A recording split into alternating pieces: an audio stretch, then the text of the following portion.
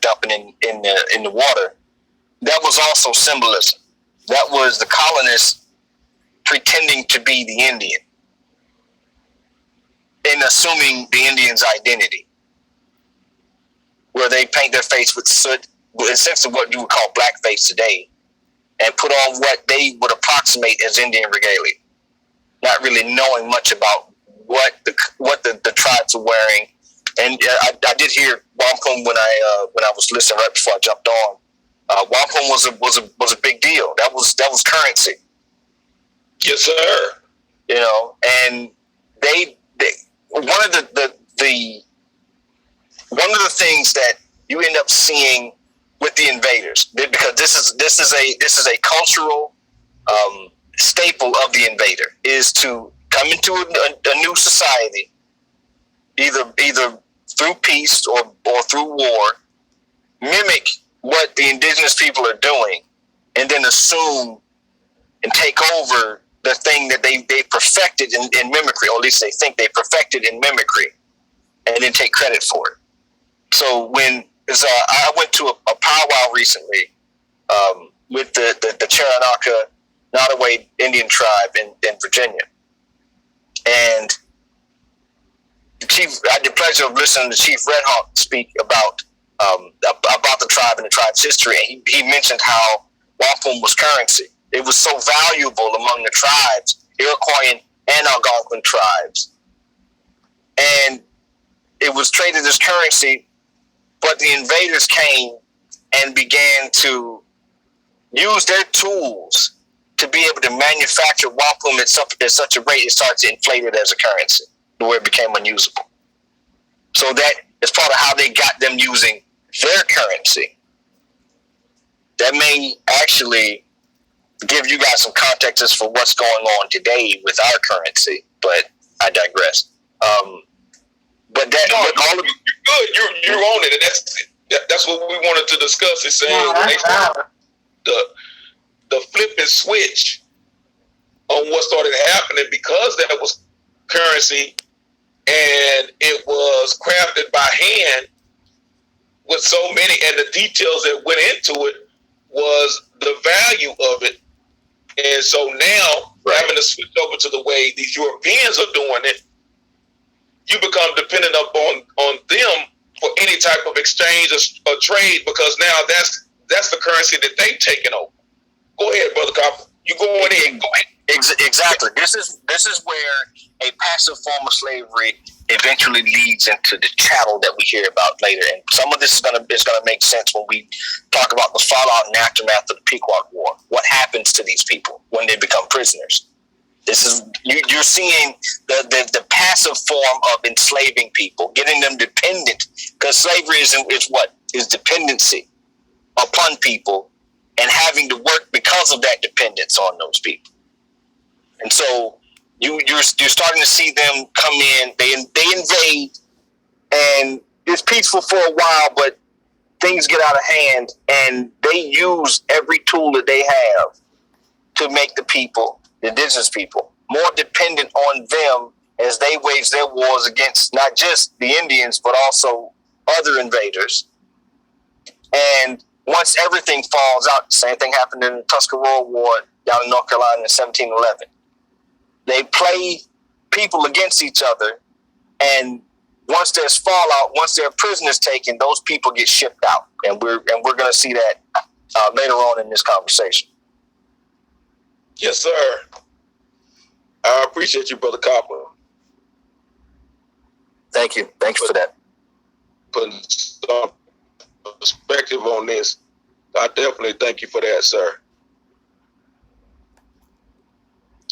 So I want to go back to, because we definitely gonna come back to you, Brother Copper. So I know you're just getting warmed up. So this is you. All right.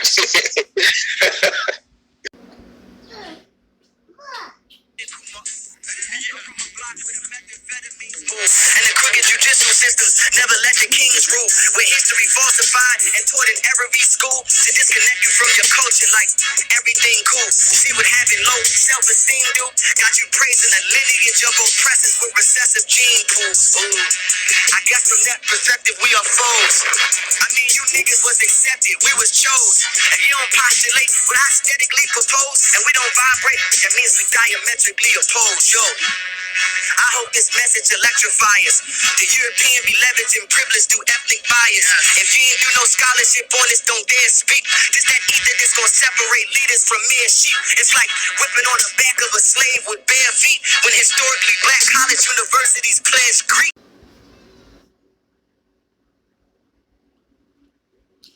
It says the English came to the New World proud of their conception of liberty. Historians Michael Gusacco writes that the settlers claimed their antipathy for slavery contrasted from the rest of the world, especially the colonial contemporary Spain, already infamous for working Native Americans to death. Yet after the Pequot War of 1637, the Puritan ship captured Pequots to bondage and a small Puritan community off the coast of Nicaragua called the Province Island. There they called them cannibal negroes to distinguish them from the native mosquitoes, with whom the Puritans wished to maintain good relations. Gasso called the Anglo-Americans first true slave society. So when we talk about the mosquitoes at the same time,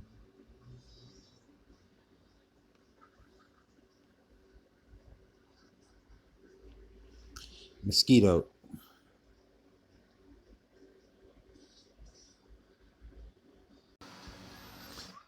Okay, as we get into the Pequot, the Mystic Massacre, as they call it. Let's stop in here. Mystic Massacre. You gotta enjoy this fortification right here. The Mystic Massacre took place on May 26, 1637, during the Pequot War, when English settlers under Captain John Mason and Narragansett and Mohegan allies set fire to a fortified Pequot village near the Mystic River. They shot any people who tried to escape the wooden palisade fortress and killed the entire village, consisting mostly of women and children, in retaliation for previous Pequot attacks. The only Pequot survivors were warriors who had been with Sachum Sassacus in a raiding party outside the village. Background: the Pequot were the dominant Native American tribe in northern to eastern Connecticut and had long competed with the neighboring Mohegan and Narragansett. When the English and Dutch arrived, they established trade policies, trading such things as wampum for European goods. The Pequot eventually allied with the Dutch, while the Mohegan and others allied with the British. European population growth led to greater encroachment, leading to eventual conflict with indigenous populations. A series of Eurasian infectious diseases, such as smallpox, to which the Native Americans had no immunity, drastically reduced the Pequot population, tipping the population balance. Truthfully, it was the motherfucking syphilis and slavery. Let's just keep it a buck. Let's not even get lost in the sauce with her. Odd sounding names. That shit's irking me for real. I ain't even gonna lie to you.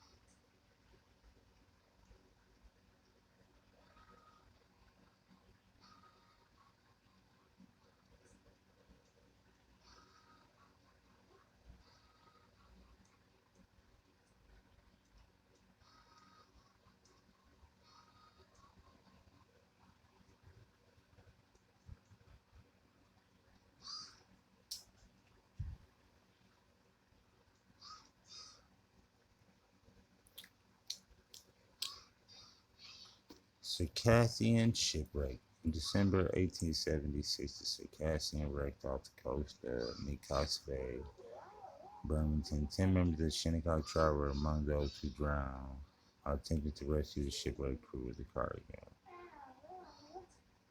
The heroes were David Bunn, Jimmy Bunn, William Cuffey, George Cuffey, Warren Cuffey, all the Cuffeys. all the Indians. 1876 freight ship to Circassian wreck on the coast of Mecox Bay and Bridgehampton. 10 members of the Shinnecock tribe were among those who drowned. Shinnecock tribal members maintained the story. The 10 Shinnecock men involved were threatened to have their pay withheld, as well as they were supposedly threatened with a gun to force the men to complete the work of offloading the materials from the ship, even through lethal storms, even though lethal storms were coming up.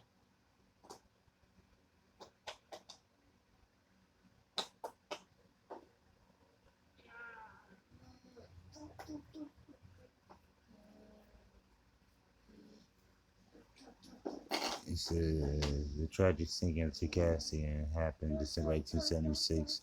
The ship ran aground offshore during the storm when the call went out for a salvage crew to rescue the cargo. 11 men from the Shinnecock agreed to take the job once. One of the men, Alfonso Elazar,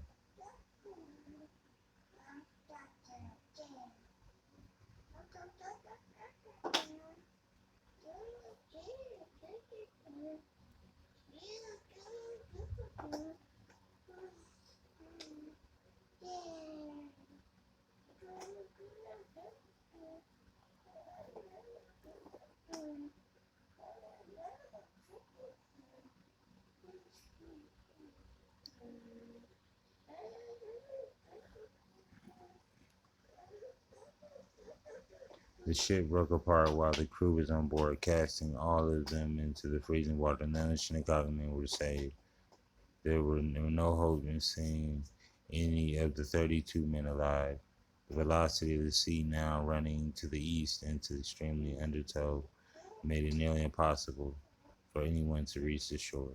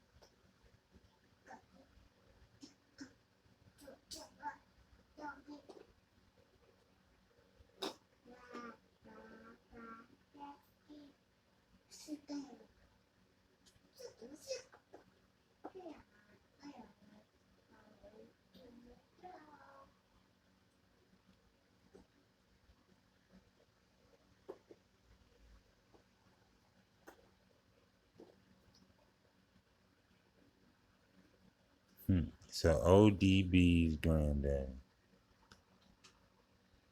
the Shinnecock, was one of the heroes of that day.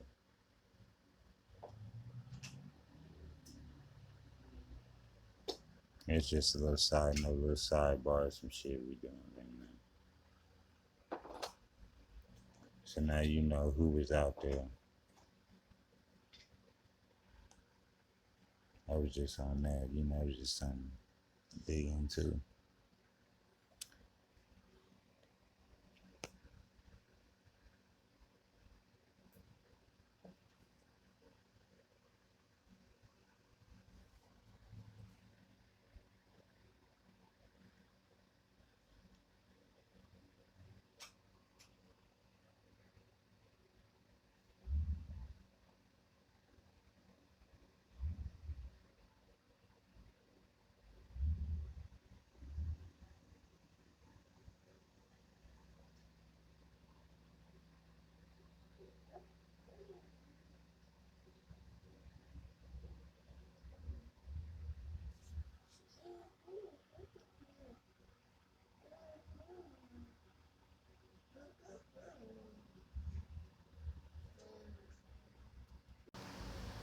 The shipwreck says Bermuda was uninhabited when it was discovered in 1609 due to the shipwreck of a Sea Venture commander, British Admiral Sir George Somers, who was on his way to the colony of Virginia with the settlers and supplies. Sir Junior Somers was caught in a hurricane and separated from the other 8 ships wrecking on Bermuda's reef. There were birds and abundance of turtles and wild pigs found on the island.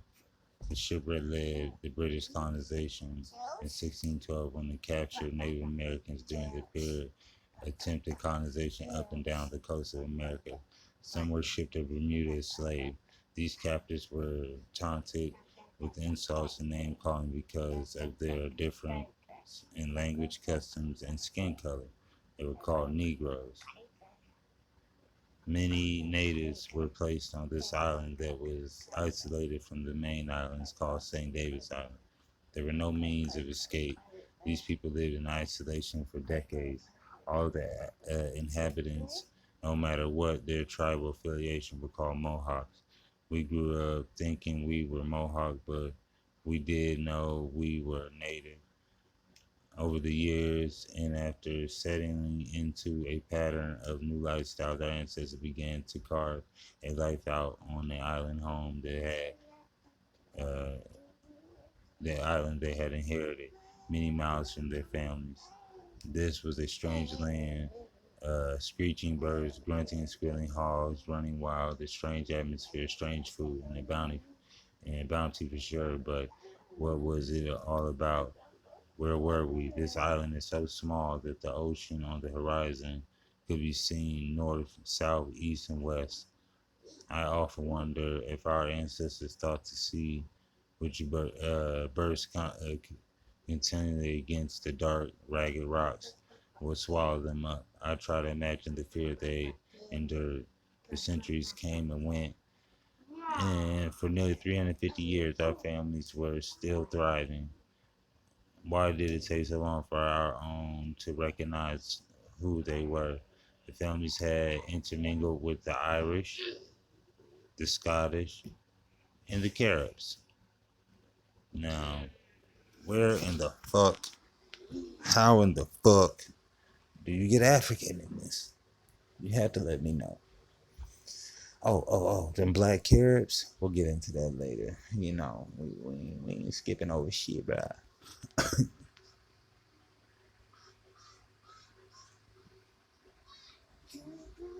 And you see how they tried to spell it all.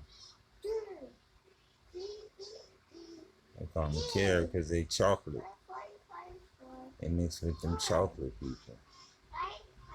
Dutch Spanish earlier, if there were any research, there was no way to get off the tiny island of 510 acres. There were no roads, no bridges to link to the other islands.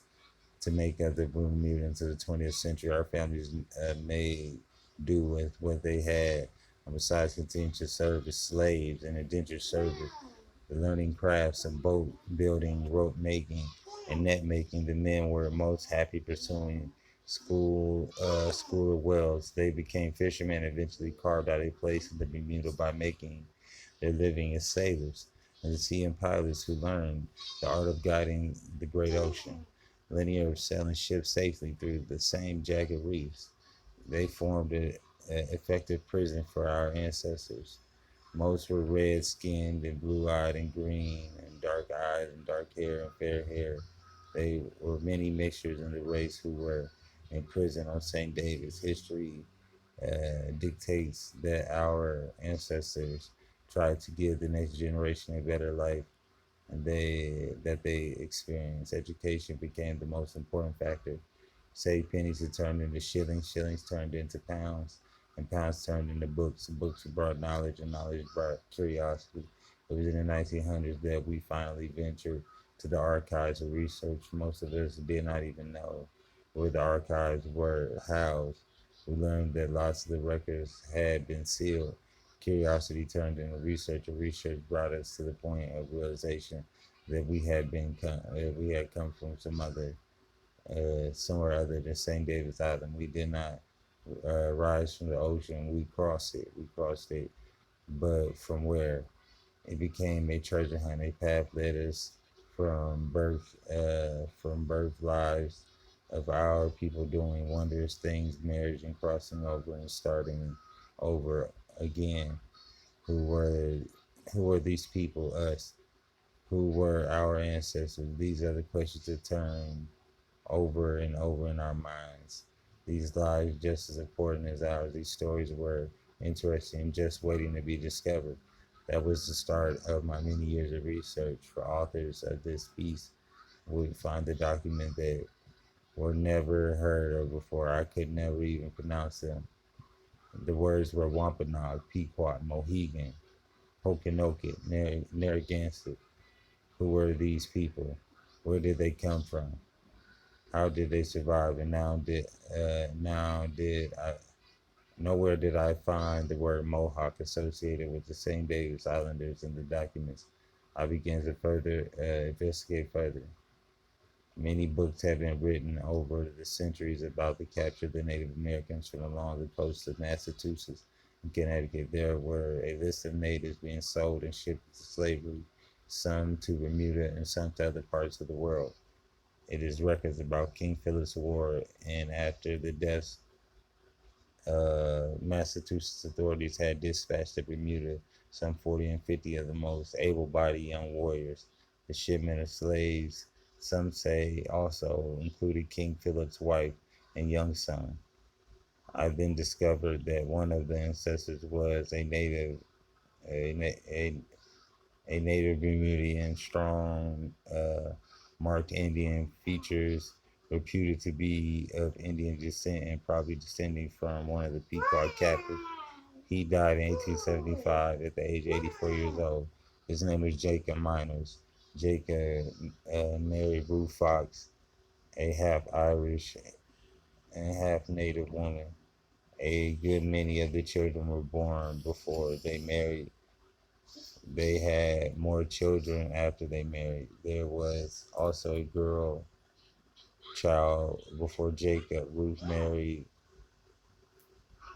whose mother was Birchall was a Birchall. I don't know what the hell that is.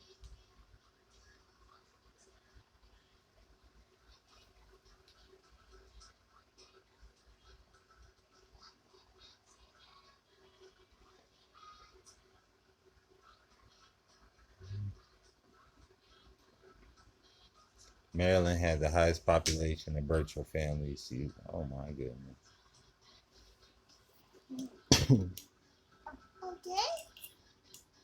Nigga. Oh no, me not say that. Yeah, I'm alright. Thank you. What you doing, dude? Oh yeah, you got some water.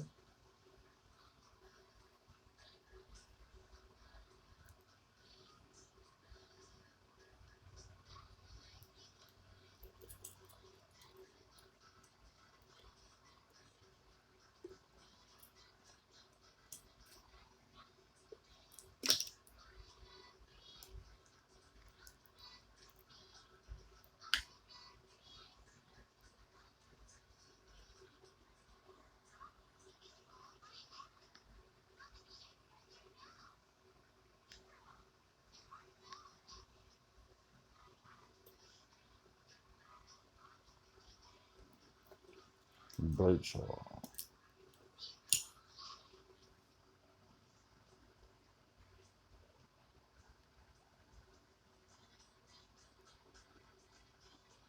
Their own children carry both Fox and Minor surnames, but were blood brothers and sisters. These were the surnames of some of the families who live in St. David's Islands. The Foxtrot Miners. That's crazy. The Harold Minor. And Harold Miner played basketball, including my own family. For decades, my own family's name in our St. David's native family, the Miners, Fox, Fogo, Pitchers, Lamb, Birchall, Millet, descendants of these families who arrived to colonize the island and whose families were listed in the 1716s listed are still prevalent today. Cox, Higgs, Birchall, Fox, Hayward, Gibbons, Tucker, Walling, that's Watson, Watlington, I don't know, Hall, Dill, Wingwood, Packwood, and Outer Bridge, and etc. In New England, the Pequot Nation was a strong and powerful tribe residing in Connecticut during the invasion of the Pilgrims, who competed for territory. Conflicts arose, which split the nation into two opposing tribes. Those wishing to ally themselves with the British followed Uncas and became Mohegans. So as you can see, they was all Pequots, and these niggas jumped ship to tap in with the white boy. And the British gave them a new nickname. Those who resisted remained with Saxus. So Saxus is the big homie who is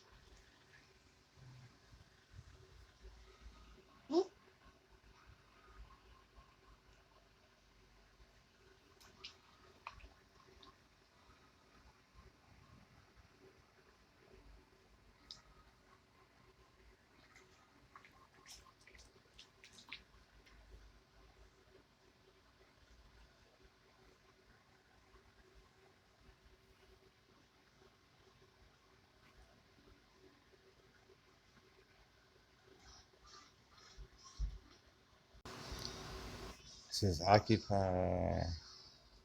Let's go here. Sources from the claim of the Shinnecox is also collected and stated in the contract with them to be the United States. Neither the Monosuck nor the Shinnecock appear to have ever sustained a treaty relations with the government, nor to have been recognized by the government as an Indian tribe. They are hardly to be regarded as a ward of the nations for the reason that the United States does not exercise and seems never to exercise guardianship or control over their affairs. The states of New York recognizes the Shinnecock as an Indian tribe. Section 110 of Article 8 of the Indian law says state provinces that adult male members belonging to the Shinnecock tribe of the Indians of Suffolk County met on the first Tuesday of April of each year at a place for holding town meetings in the town of Southampton. By popularity of vote, elect 3 persons belonging to such tribe as trustees, and it said less prescribe the powers of the trustees to provide penalties for unlawful and tribal. Yeah, yeah, interesting.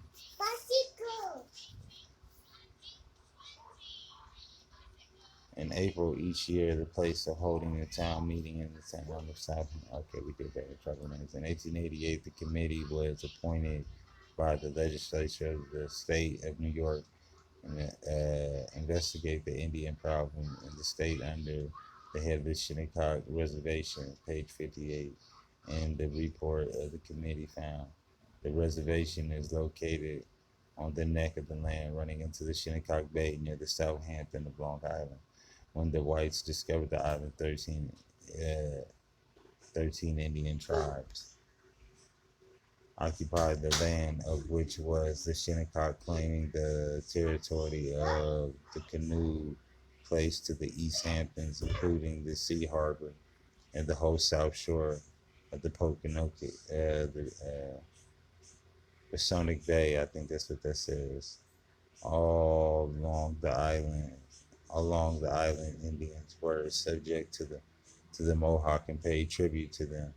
Their social conditions is not available during the time when the Negroes were held as slaves.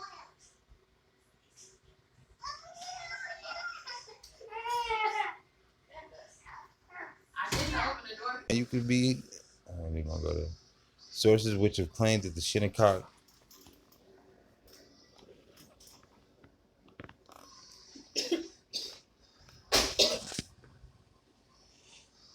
is collected in the state, and the contract with them to be the United States. Neither the Montsuck or nor the Shinnecock appear to have ever sustained a treaty relations with the government, nor to have been recognized by the government as an Indian tribe. They are hardly being regarded as wards of the nation, for the reason that the United States does not exercise or seems to never has exercised guardianship or control over their affairs. The state of New York recognizes the Shinnecox as an Indian tribe. Section 110 of Article 8 of the Indian law of said state provides that the adult male members belonging to the Shinnecock tribe of the Indians of Suffolk County may meet at the first Tuesday in April in each year. The place for holding the town meetings in the town of Southampton. By the plurality of the vote, elect 3 persons belonging to such tribe as trustees and etc. No, trustees and company. Said laws prescribing the powers of the trustees to provide penalties for the unlawful use of tribal lands. In 1888, the committee was appointed by the legislature of two states of New York to investigate the Indian problem in the state. Under the head of the Shinnecock Reservation, page 58 of its report, the committee found that the reservation is located on the mark of land running into the Shinnecock Bay near the Southampton on Long Island. When the whites discovered the land, 13 Indian tribes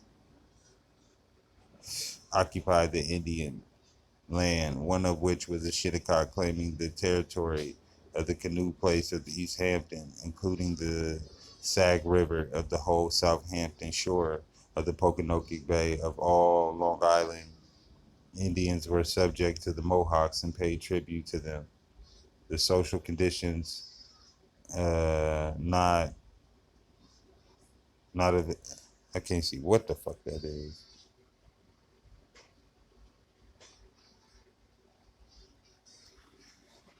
Well, we're gonna skip that smudged ass typewriter word.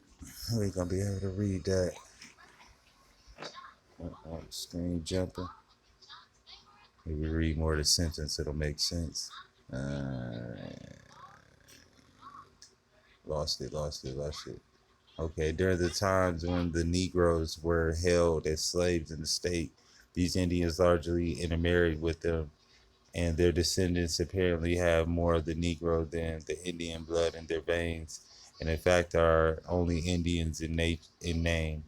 These people are largely governed by the laws of the state, and almost every instance applied to the state courts for redress and protection. And any action which reference to the tribe's charity should be largely mingled with the good judgment. And the connection mentioned may be made of the 2 others remaining in the of the Long Island Indians, the Pusapatucks and the Montucks. The Montucks and the Pontucks Point members, only 8 or 10 persons. Both of these remnants are also mixed Indian and Negro. The Mohegan Indians once lived chiefly on the Thomas River. Connecticut claimed a large territory extending eastward into the Massachusetts and Rhode Island, and along the coast of Guilford. After the destruction of the Pequots in 1673, they claimed their country. They had once formed one tribe with the Indians under Sussex against the Eunuchs, rebelled and led the Thomas River Band on the fall of Sussex in 1637. I can't see that. The survivor of the Pequots came under the Mohegan chief after the death of King Philip.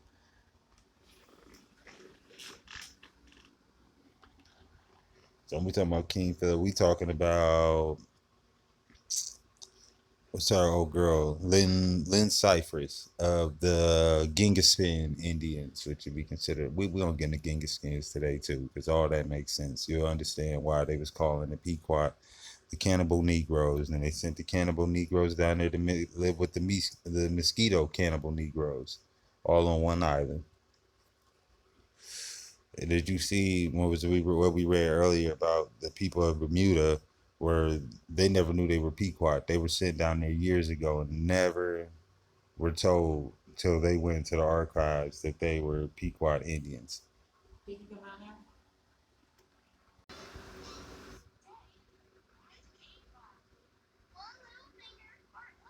They became scattered, some joining the Brothertown Indians in New York, century discoveries in the neck without any way of describing to prejudice the claim of those Indians to the rights to share in the judgment in favor of the New York Indians. It must be admitted that said the claims are best vague and indistinct. It is apprehended be difficult to prove.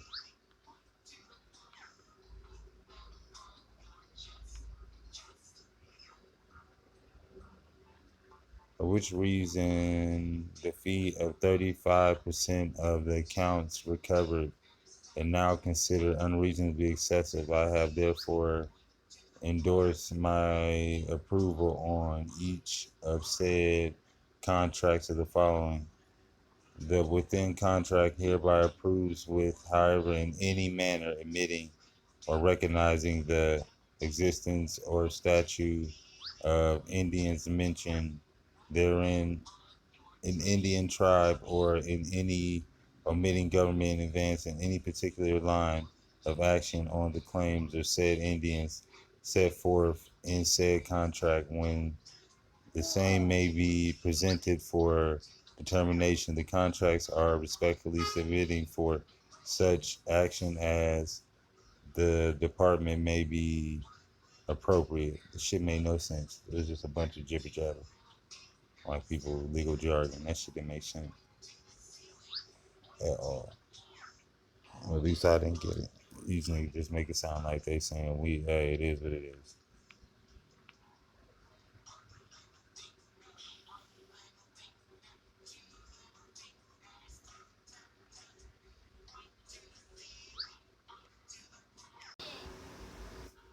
Michael Goose has certainly written a book asserting the provoking opinion, but it commences the juxtaposed three familiar incidents of the arrival from the cargo of Africans in Virginia. First, in 1619, they transported to Providence Island the following Pequot War. 17 Native Americans officially characterized as cannibal negroes and brief preliminary debate conducted in the late 1650s over white slavery in Barbados. All of the clearly stories about bondage in English Atlantic, however, as Guasco's emphasizes, their underlying narratives were profoundly different, with in these cases Africans becoming possibly servants, Indians, Negroes, and European slaves.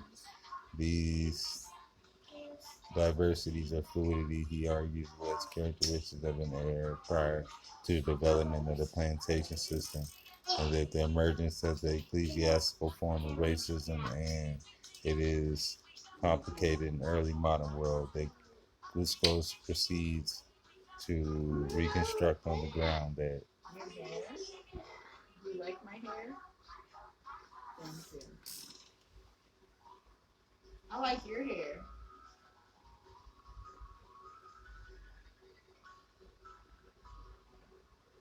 I'm gonna be a masseuse.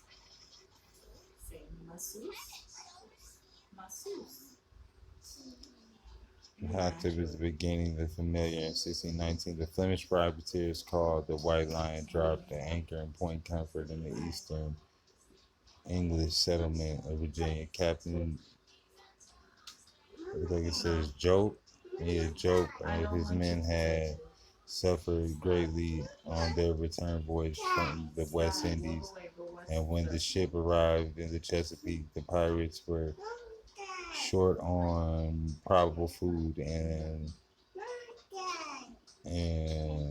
look what it says, potable water. It may be that Jope and his men had been at sea longer than antiquated, and these provisions had spoiled, and the result of the exposure to tough weather. And it says bought it as a result of improper storage. These things happened, of course. Job and his men could also have been unusually hungry and thirsty because the extra months they had stored away somewhere in the belly of the ship for the Englishmen reported on board were any not anything but 20 and odd negroes, which the governor of Cape Mons, the governor in Cape merchant brought from.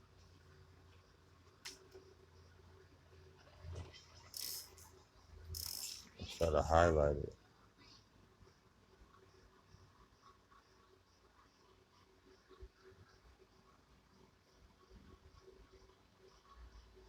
Okay, victualler.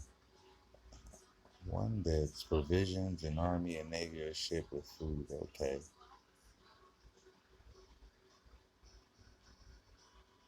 By the time he departed, Job had fresh provisions and water, and had reduced the numbers of mouths on board by striking a bargain with the leader of the English settlement in exchange the results in the first documented arrival of African people in Virginia from Cape Captain Job and his men. It was clear sailing, and they set out for familiar European waters for the colonists and the newly purchased Africans, not to mention the historians who had studied both matter quickly became much more complicated. Almost a generation later, another story unfolds in wake of the Pequot War in New England. 1617, Massachusetts officials ordered 17 Pequot Indians, 15 boys, and 2 women to be sent to New England. English Puritans had taken hundreds of captives in the wake of their triumphs in the Battle of the Mystics and the Great Swamp. Subsequently, oh, Careful, don't hurt your foot. they wanted $42 to talk about the cannibal Negroes.